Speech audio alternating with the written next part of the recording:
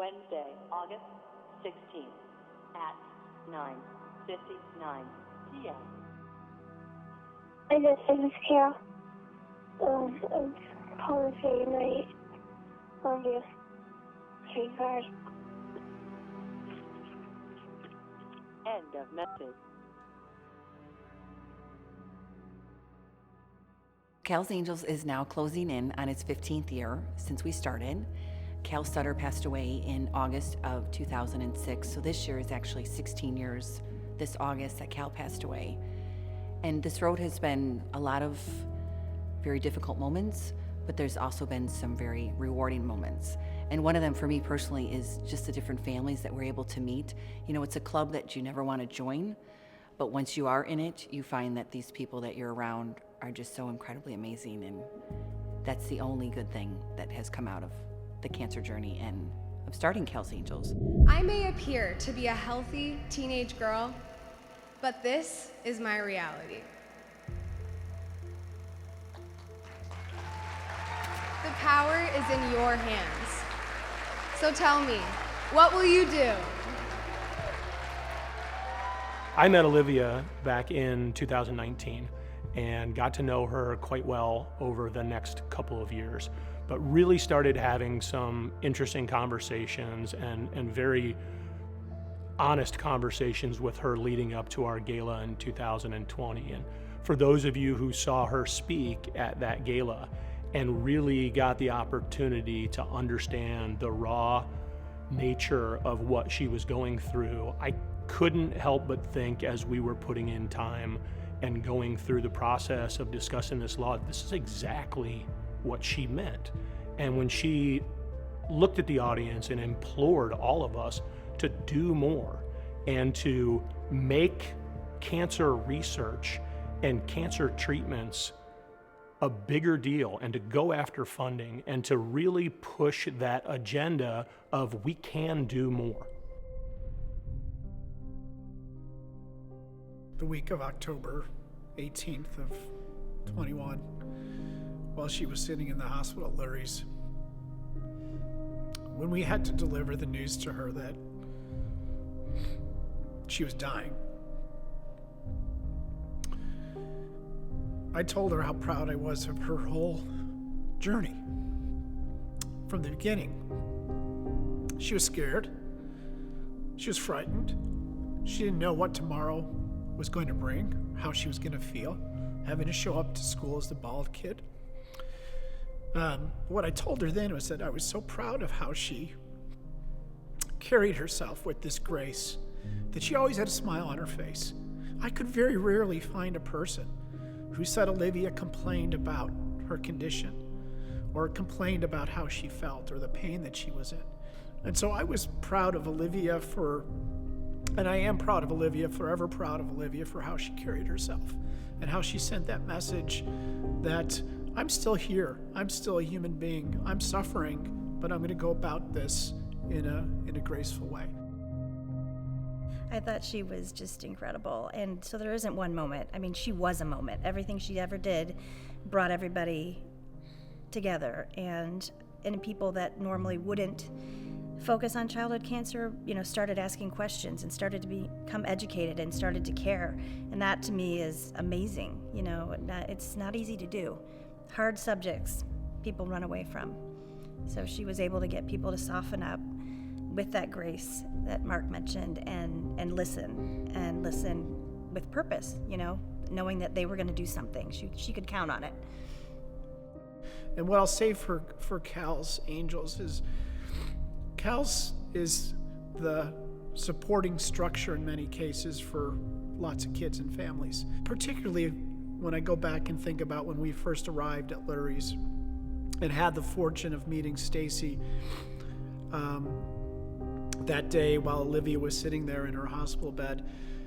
That opened up a whole avenue of additional information and support that we didn't even know existed.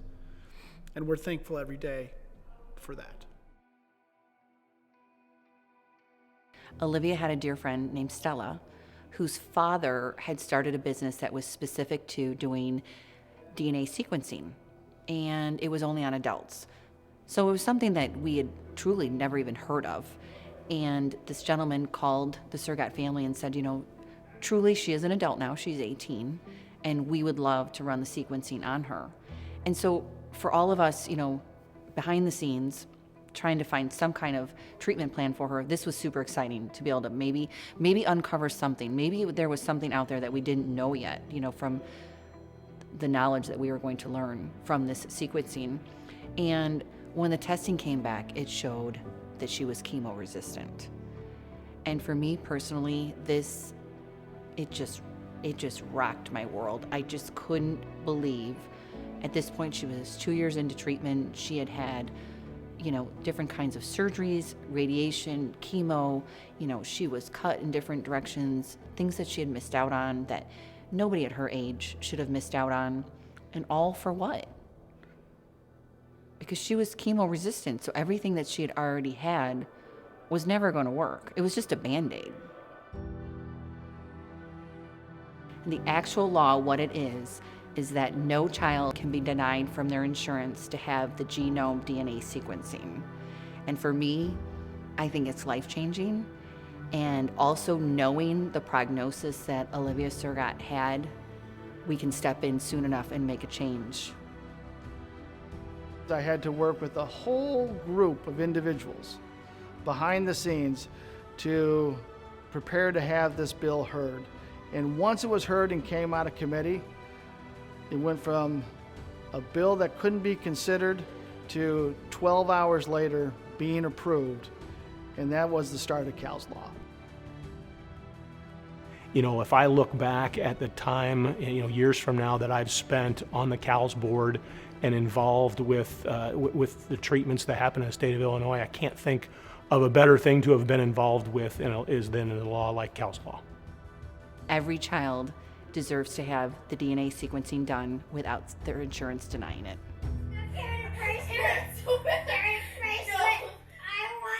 CALS Angels has done so much for our family. When you get into this, you're flooded with tons of organizations that want to help. And CALS has probably made it their mission to become the most personable to your family. They want to be there for your family. They do so much for not just Blake, but for the siblings. And they're always giving gifts, sending gifts, unexpected, untold, whether it's for the holidays. It's like all of a sudden you'll get a package and it'll be a gingerbread kit, something for you to make with your family so everybody is together, and they are just always going above and beyond. You can't do it alone no matter what you're trying to do. We're trying to be proactive. We're trying to talk about it. We share our story. CALS for us, they helped us just expand our message. Everybody went through different parts and times when they were sad, and there was always somebody there for them to comfort them. And we've even had strangers say to us, I had to go have surgery and I thought about Blake because I was scared. It is hard to go through and very individual, I feel like, and different for the siblings. But CALS Angels really came in and made the siblings feel seen.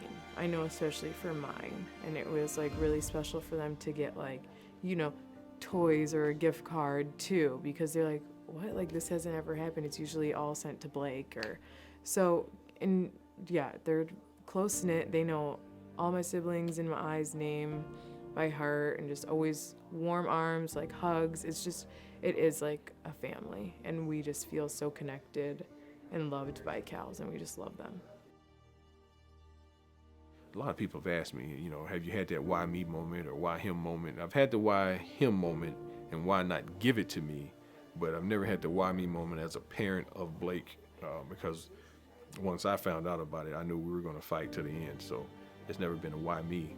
We've just been always ready for it.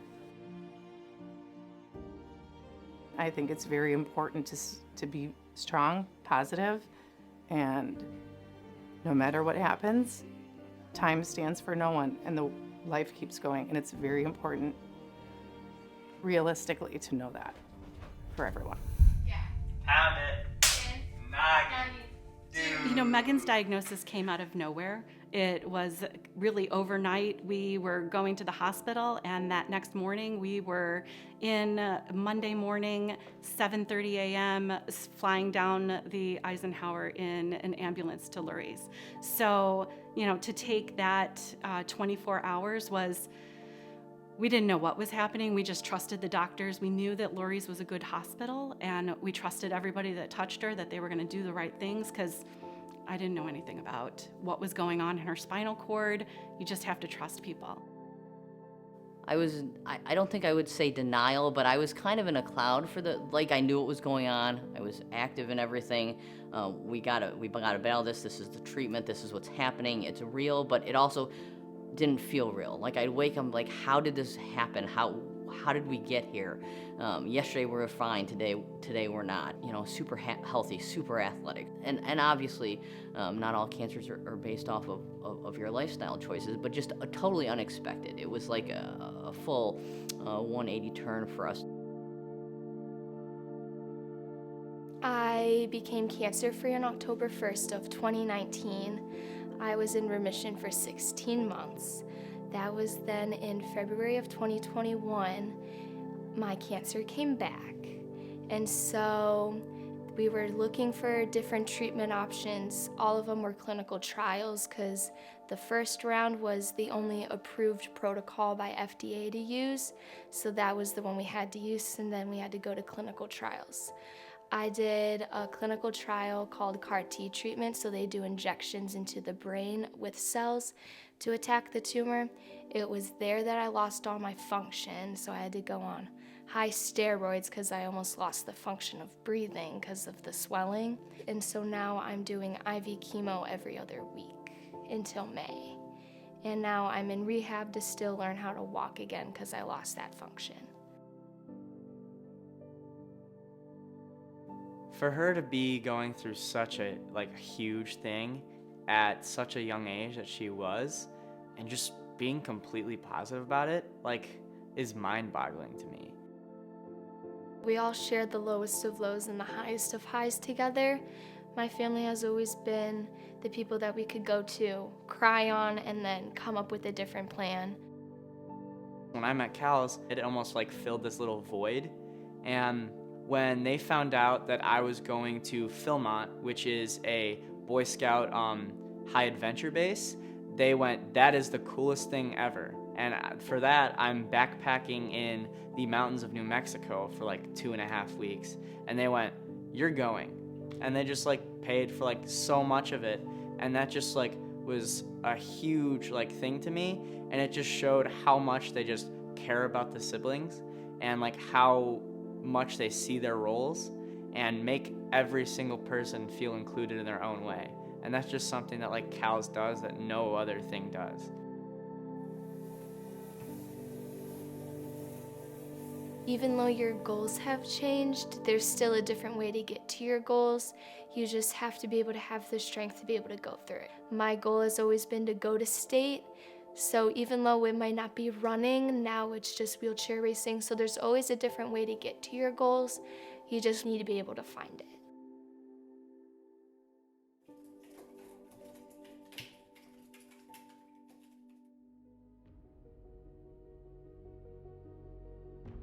So after our son passed away, a lot of people said to us, "Have you hit the wall yet? How does it feel? Are you doing okay?" And my response to them was very simple. I'm always going to be okay because it's not about me. It was never about me. It is all about that little boy. He did not get the opportunity to live like we did. And he deserves nothing but the best from every single person living to live their best life. We watched him fight so hard. We watched him go to the depths of hell. And every single time he crawled back like it was nothing. How dare we, as people, cry, not be able to eat, not get out of bed, not go to work, not be able to function, when these kids want nothing more than to live. They deserve that from us.